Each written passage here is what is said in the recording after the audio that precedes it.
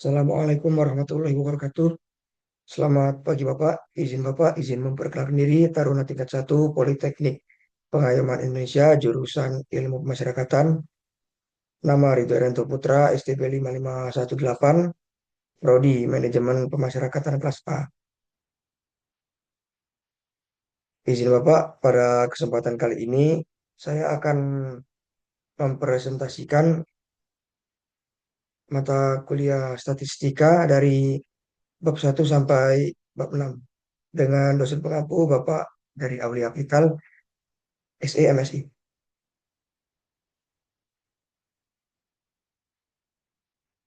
Pada bab 1 ada perkenalan yaitu mengenal statistika, bab 2 pengumpulan dan penyajian data, bab 3 ada ukuran pemusatan data, bab 4 ada ukuran letak data, dan bab 5 ukuran penyebaran data, bab 6 ada populasi dan sampling.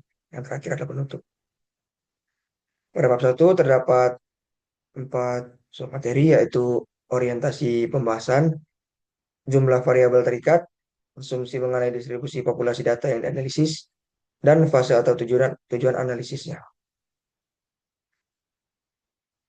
Pada orientasi pembahasan terdapat statistika matematis dan statistik terapan. Statistika matematis adalah pemahaman model dan penurunan konsep serta rumus-rumus statistika seperti analisis regresi, statistik uji. Pada statistik terapan berorientasi kepada pemahaman dan teknik statistika, penggunaan atau terapannya dalam berbagai ilmu, seperti statistika sosial. Jumlah variabel terikat, jenis statistika, ada statistika univariat, yaitu teknik analisis yang melibatkan hanya satu variabel terikat, dan statistika multivariat, yaitu teknik analisis yang melibatkan lebih dari satu variabel terikat. Asumsi mengenai distribusi populasi data yang dianalisis. Yang pertama ada statistika parametrik, yaitu statistika yang didasarkan pada model distribusi normal. Dan statistika non-parametrik, yaitu statistika yang tidak didasarkan pada model distribusi normal atau bebas distribusi. Fase atau tujuan analisisnya. Pada statistika deskriptif, yaitu metode statistika untuk menggambarkan atau mendeskripsikan data yang telah dikumpulkan menjadi sebuah informasi. Statistika inferensial atau induktif, yaitu metode untuk mengetahui tentang sebuah populasi berdasarkan suatu sampel atau contoh dengan menganalisis dan menginterpretasikan data menjadi kesimpulan. Dan pada data menurut waktu pengumpulannya, data berkala, time series, data yang dikumpulkan dari waktu ke waktu. Contohnya, data perkembangan penjualan produk selama 5 tahun.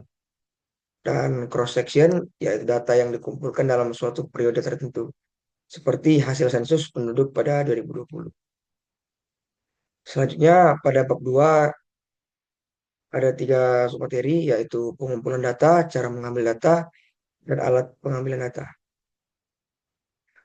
Tujuan pengumpulan data yaitu untuk mengetahui sesuatu atau menjelaskan kebenaran terhadap suatu masalah yang sedang diteliti. Cara pengumpulan data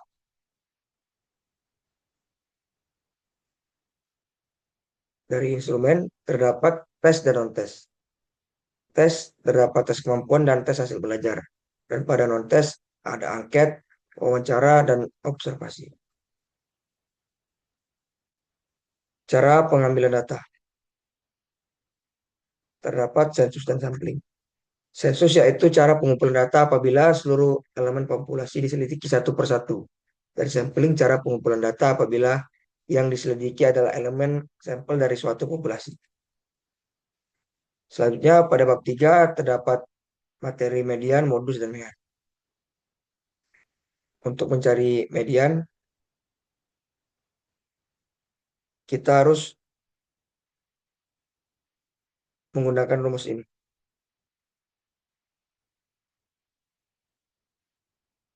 MD sama dengan TB tambah S per FMD kali I.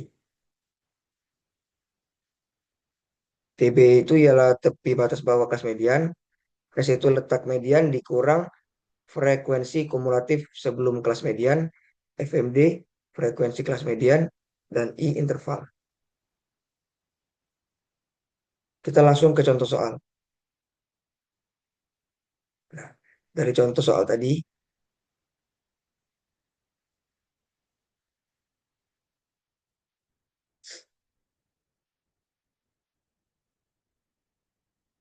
kita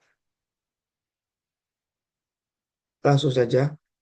Nah, untuk di tepi kelas, mengapa ini 40,5 dan 49,5 itu karena yang 41 ini dikurang 0,5 dan 49 ini ditambah 0,5. Begitu juga seterusnya ke bawah. Dan untuk mencari frekuensi kumulatif ini dari 3 paling atas tetap 3, kemudian 3 ditambah 9 menjadi 12 dan seterusnya. Dan langsung saja kita masukkan ke rumus.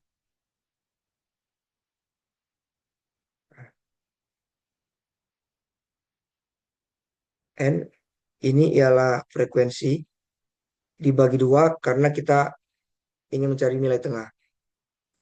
3 tambah 9 tambah 16, 14, 8, 9 dan 1. Jumlahnya 60 dibagi 2. Dan hasilnya 30.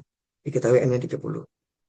I adalah jarak hitungan, yaitu 49 dikurang 41, sama 8. Dan 58 dikurang 50 juga 8. Jarak hitungan I-nya berarti 8. Dan tepi batasnya dari mediannya itu mendekati 30, yaitu terdapat di kelas 4 dengan nilai 67,5.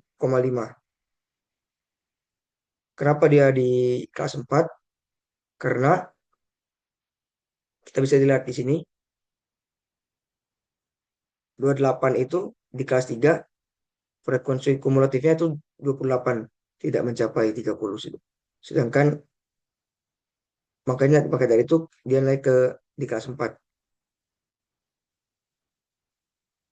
Dan S itu adalah median dikurang frekuensi kumulatif sebelum kelas median. Dan FMD itu frekuensi kelas median yaitu 14. Frekuensinya 14. Langsung saja kita masukkan ke dalam rumus. MD sama dengan tepi batas yaitu 67,5 ditambah S yaitu 30 dikurang 28 per 14 kali 8.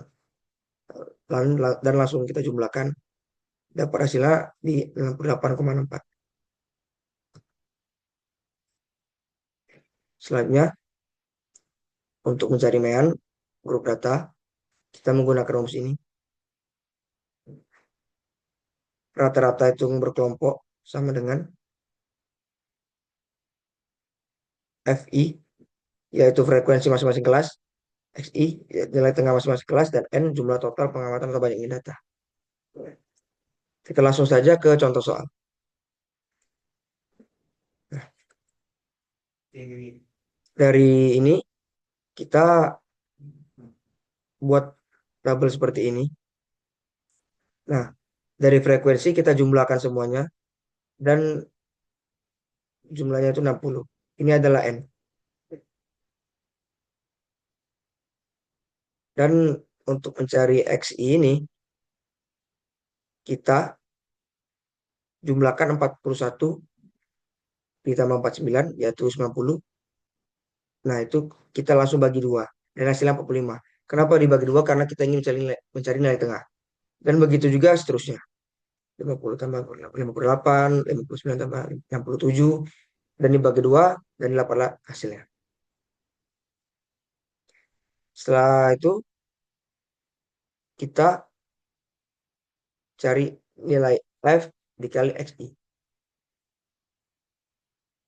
dan didapat hasilnya 3 dikali 45 135 dan begitu juga seterusnya. Setelah itu hasil yang dapat kita jumlahkan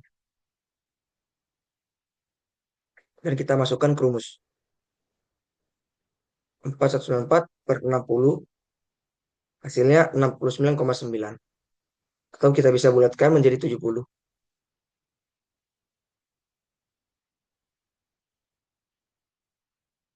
Dan di selanjutnya, dengan contoh soal yang sama, kita akan mencari modus. Modus kita menggunakan rumus TB ditambah D1 per D1 ditambah 2 dikali I. Langkah pertama yaitu mencari frekuensi terbesar, yaitu kelas 3 dengan frekuensi 16. Kelas 3 dengan frekuensi 16. D1 itu ialah selisih kelas modus dikurang kelas sebelumnya, yaitu 16 dikurang 9 sama dengan 7. D2 itu selisih kelas modus dikurang kelas sesudahnya, yaitu 16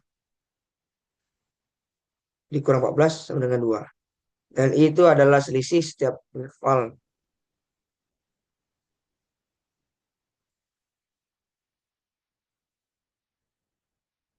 Contoh, yaitu 49 kurang 41 itu 8, 58 dikurang 50 itu 8.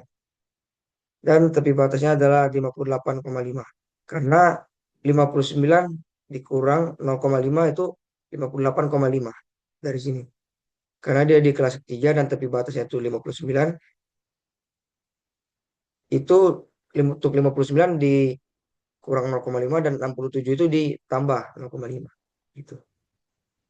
Selanjutnya, modus 8. Langsung kita masukkan angkanya atau nilainya dan langsung kita jumlahkan. 58,5 ditambah 7 per 7 tambah 2 dikali 8. Dan hasilnya 64,72. Selanjutnya pada bab 4 terdapat kuartil, desil, dan persentil. Dalam mencari kuartil kita menggunakan rumus ini. Q itu kuartil, N itu banyaknya data, TB itu tepi batas bawah kelas, S itu selisih antara letak kuartil dengan frekuensi kumulatif sebelum kelas kuartil, dan FQ itu frekuensi kuartil. Dan I itu ialah interval. Sebelumnya kita harus mengetahui dulu letak kuartilnya di mana. Dengan rumus Q sama dengan Q dikali N per 4.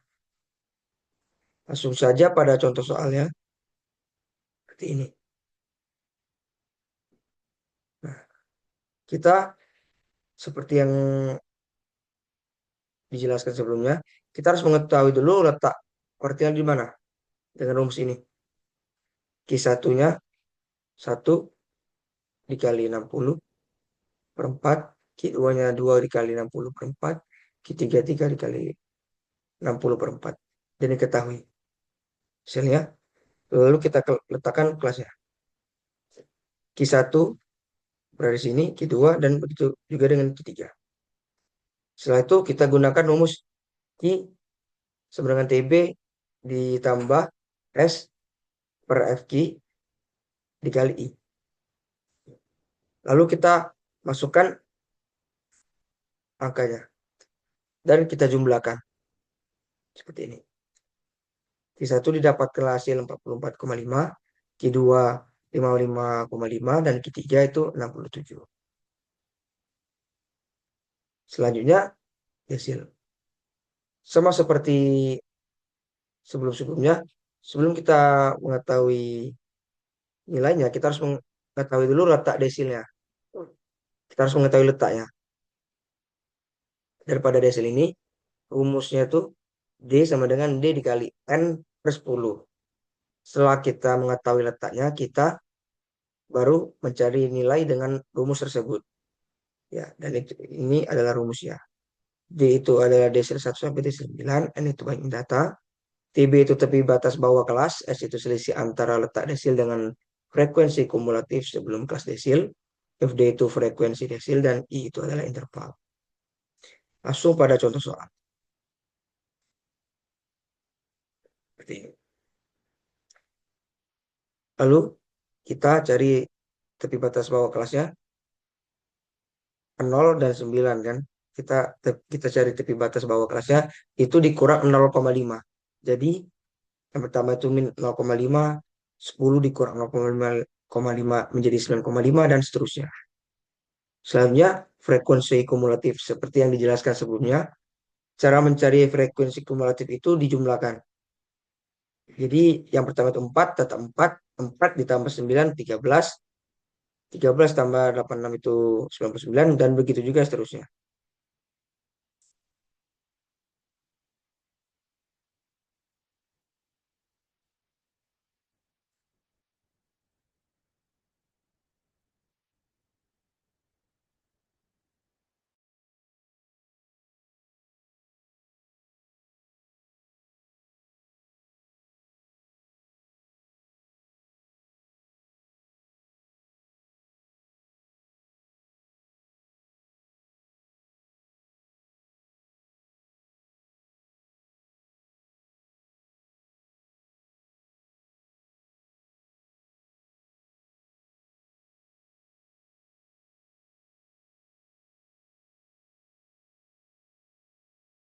Mohon maaf.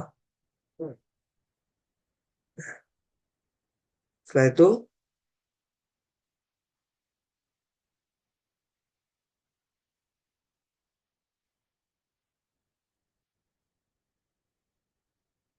kita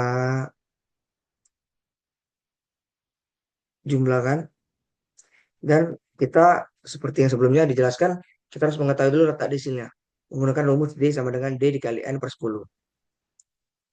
D2 itu 2 dikali 1000 per 10, dapat hasil 200. D5 tuh 5 kali 1000 per 10, hasilnya 500. Dan D9 itu 9 kali 1000 per 10, itu 900. Nah, 1000 di sini, yang ada tanda panah ini, itu adalah N. Setelah kita mengetahui letak desilnya, kita langsung saja mencari nilainya. Dengan rumus ini. D sama dengan TB ditambah S per FQ dikali I. Langsung kita masukkan nilai-nilainya atau angka-angkanya. TB itu, D2 itu 29,5, karena kita mencari tipis batas bawah itu dikurang 0,5. 30-nya di sini. 29,5 tambah 200 dikurang 99. Kenapa dikurang 99? Karena rumusnya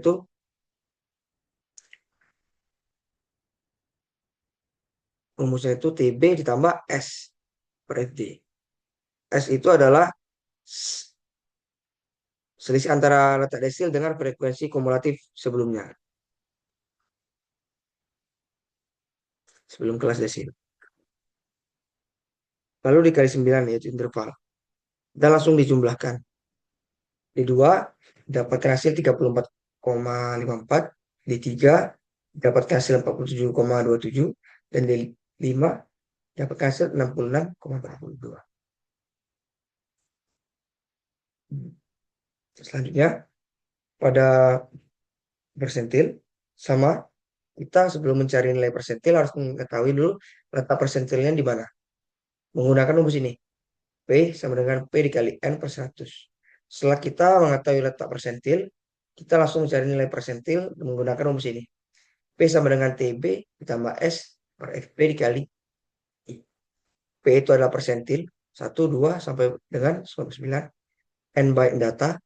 TP, TB, maaf, TB itu tepi batas bawah kelas. S itu selisih antara letak persentil dengan frekuensi kumulatif sebelum kelas persentil.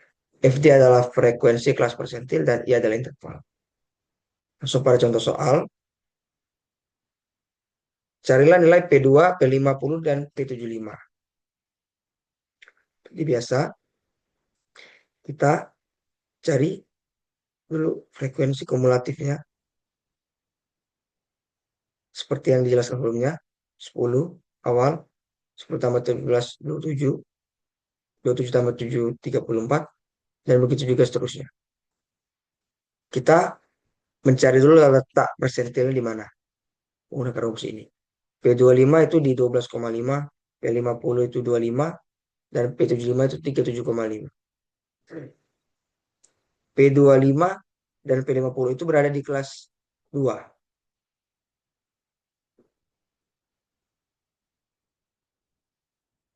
Kenapa? Karena 12,5, 10 itu kurang, makanya dia naik ke kelas 2. Dan 25 dia juga di kelas 2. Dan P75 itu di kelas 4. Dan 50 adalah N. Setelah kita mengetahui letaknya, kita mencari nilai persentilnya dengan rumus ini. Dan langsung saja kita masukkan angka atau nilainya. Masukkan saja. Dan setelah itu kita jumlahkan. Dan dapatkan hasil P25 itu di 24,52, P50 itu di 29,67, dan P75 itu di 41,95.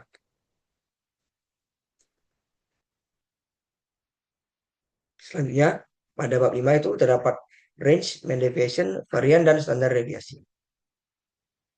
Jangkauan atau range, maaf, range adalah jangkauan atau rentang nilai, yaitu selisih antara data terbesar dan data terkecil. Range itu sama dengan nilai terbesar dikurang nilai terkecil. Mean deviation. Adapun rumus mean deviation yaitu ini, ada ungroup data dan grup data. X rata-rata itu, F itu frekuensi, X untuk data ungroup itu X adalah dari data tersebut, sedangkan untuk data yang berkelompok itu XI adalah nilai tengah masing-masing kelas. N itu adalah jumlah total pengamatan atau banyak data. Langsung kepada contoh soal. Nah, dari interval dan frekuensi yang dapat, kita langsung cari X ininya. Nah, ini 165,5. Ini ditambah 0,5. Begitu juga seterusnya 168 jadi ditambah 1,5, maaf maksud saya. Jadi 169,5, 172 jadi 173,5, 176 jadi 170,5 dan seterusnya. Setelah itu kita cari ini F dikali FXI. F ini frekuensi dikali XI. Langsung saja dikalikan. Dan kita mencari ini. XI dikurang rata-rata X. Itu bagaimana? Itu jadi kan kita sudah dapat ini. Dijumlahkan semuanya 8851. Dan kita kok bagi 50. Lalu kita kurangkan dengan X1.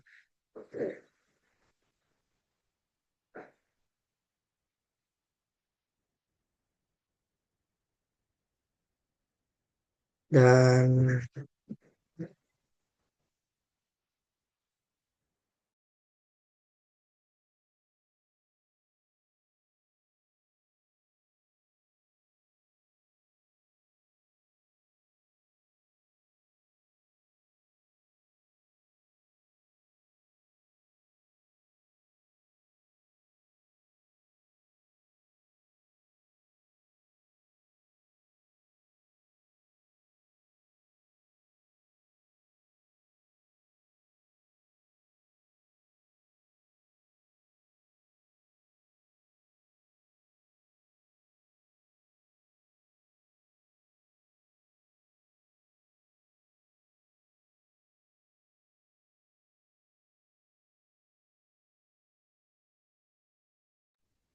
maaf, jadi itu eh, untuk yang ini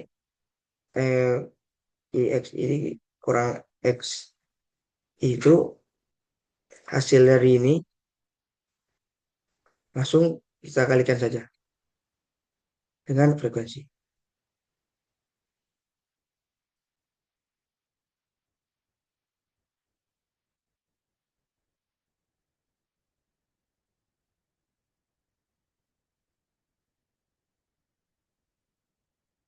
Setelah itu, yang ditanya itu main deviation. Kita gunakan rumus ini, dan langsung saja kita masukkan nilainya. Kita jumlahkan semua, 299,84 dibagi N, 50. Jumlah dari ini. Dan dapat hasilnya 5,99.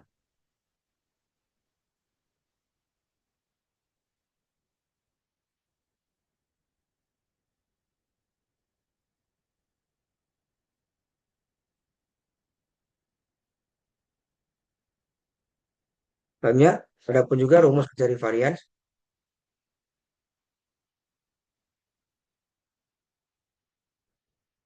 yaitu ini. S kuadrat sama dengan ini, ini seperti ini. F dikali X dikurang X rata-rata pangkat 2 per N dikurang 1. Langsung saja ke contoh soal. Seperti ini.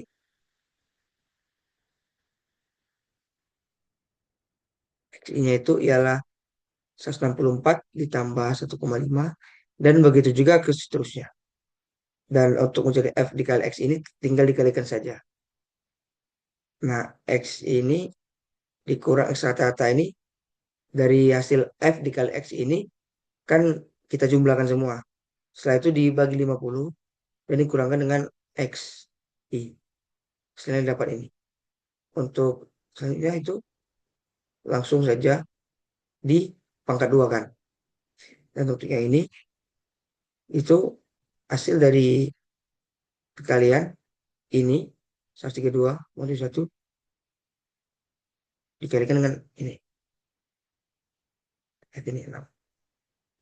Setelah itu cari semua, setelah dapat hasilnya, lalu kita jumlahkan. Yang ditanya itu varians, kita gunakan rumus ini, langsung kita masukkan angkanya. Ini ya. S kuadrat sama dengan, masukkan nilainya, 5 per N min 1. N kenapa dikurang 1 itu sudah ketetapan dari rumus. 50 kurang 1, 9.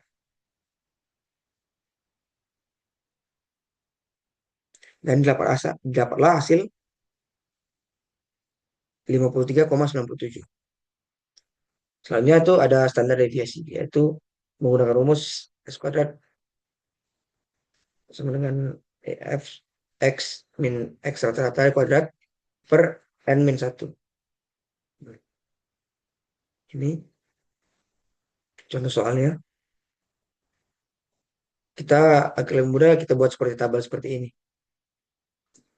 Lalu kita cari saja X I kurang X rata-ratanya itu ini. Setelah itu kita dapat hasilnya.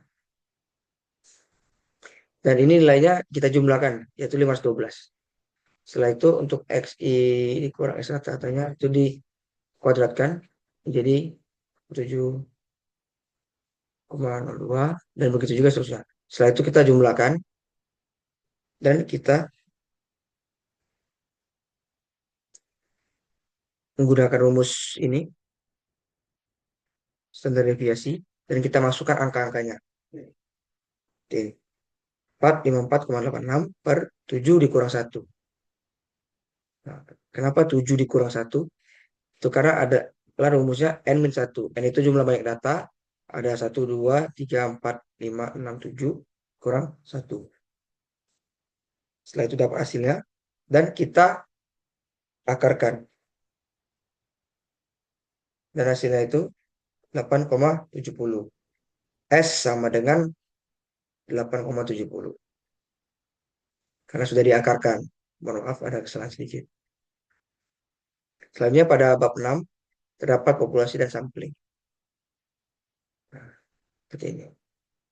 Populasi itu dari himpunan dari elemen unit diameter atau pelayanan ke yang memiliki karakteristik tertentu, terdapat isi cakupan waktu, dan dijadikan sebagai objek penelitian.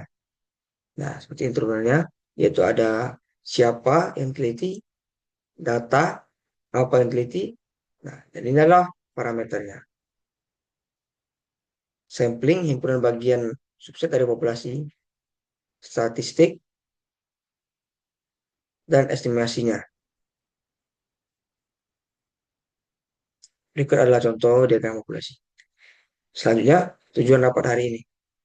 Menyampaikan laporan kegiatan tahunan sebelumnya, yang itu yang pertama. Dan yang kedua itu membahas dan merencanakan program kerja ke depan. Ketiga itu mengevaluasi hambatan dan kendala yang dihadapi. Keempat, memperkuat solidaritas dan kooperasi antar anggota. Selanjutnya pada sampling, metode penarikan sampling itu ada probabilitas, ada simple random sampling, stratified random sampling, cluster sampling, systematic sampling, dan multistage sampling. Dan pada non-probabilitas itu terdapat purposive sampling, teknik sampel jauh, kuota sampling, accidental sampling, dan snowball sampling.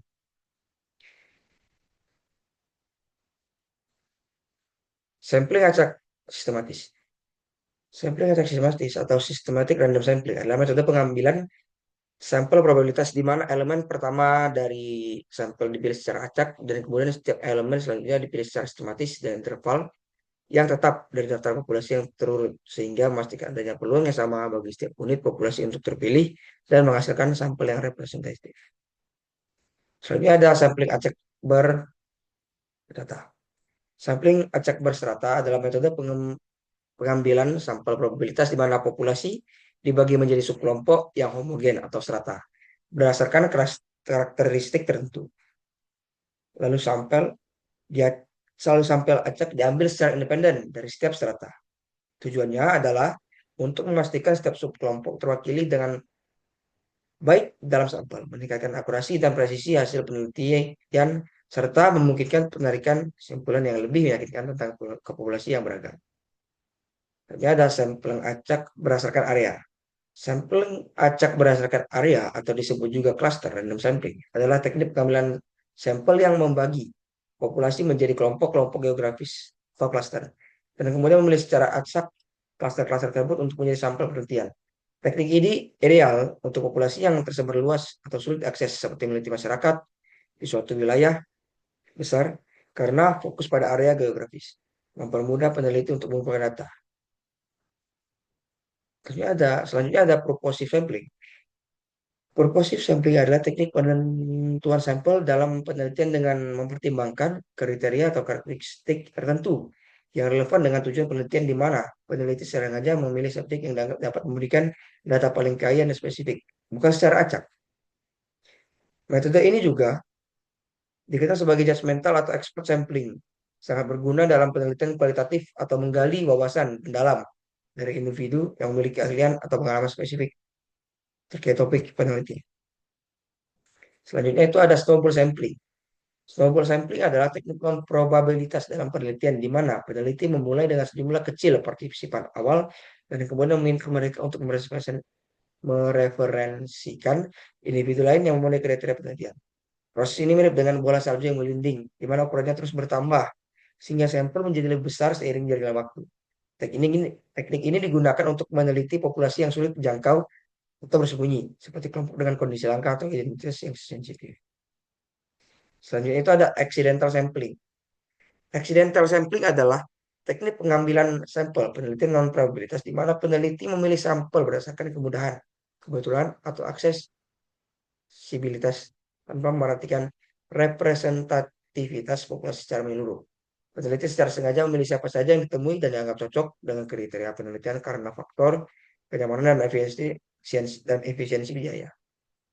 Soalnya itu ada cost sampling, sampling acak sistematis, adalah metode sampling acak sistematis atau sistematik random sampling.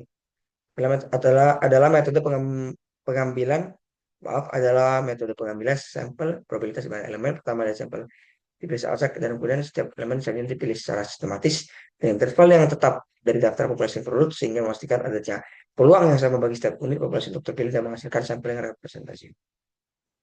Selanjutnya ada teknik sampling jauh. Teknik sampling jauh adalah teknik penentuan sampling yang menjadikan semua anggota populasi sebagai sampling dengan syarat populasi yang ada kurang dari 30. Sekian presentasi dari saya untuk mata kuliah statistika dari bab 1 sampai bab 6.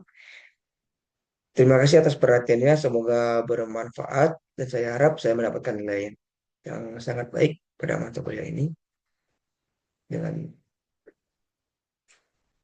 memuaskan, dan saya mohon maaf jika ada kesalahan dalam penyampaian, dan semoga penjelasan saya sangat bermanfaat bagi semua orang. Terima kasih. Sekian, terima kasih. Wassalamualaikum warahmatullahi wabarakatuh.